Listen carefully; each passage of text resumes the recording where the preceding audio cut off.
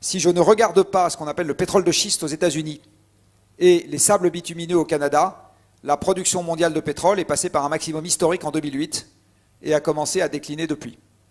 Alors ce qui fait que l'ensemble du pétrole n'a pas décliné, je vais vous montrer juste après, c'est le pétrole de schiste et les sables bitumineux, mais sur le pétrole ordinaire, ça a commencé à baisser depuis 2008.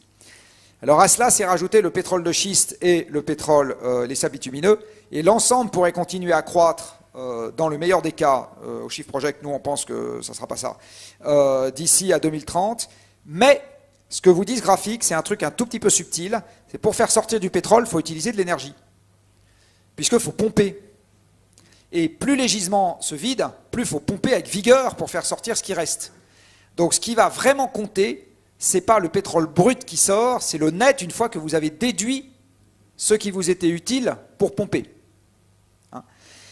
Et là, vous avez cette information sur le graphique. Si vous enlevez l'énergie de pompage, on va dire, l'énergie d'extraction du pétrole, c'est-à-dire cette partie moutarde, eh bien, au mieux, ce qui pourrait rester pour alimenter nos machines, c'est ce que vous avez ici. Et là-dedans, vous n'avez même pas les pertes au raffinage.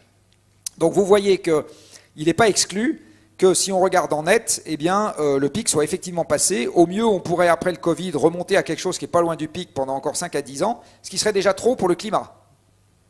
Mais là, je vous parle de la géologie. Et puis derrière, ça baisse de toute façon.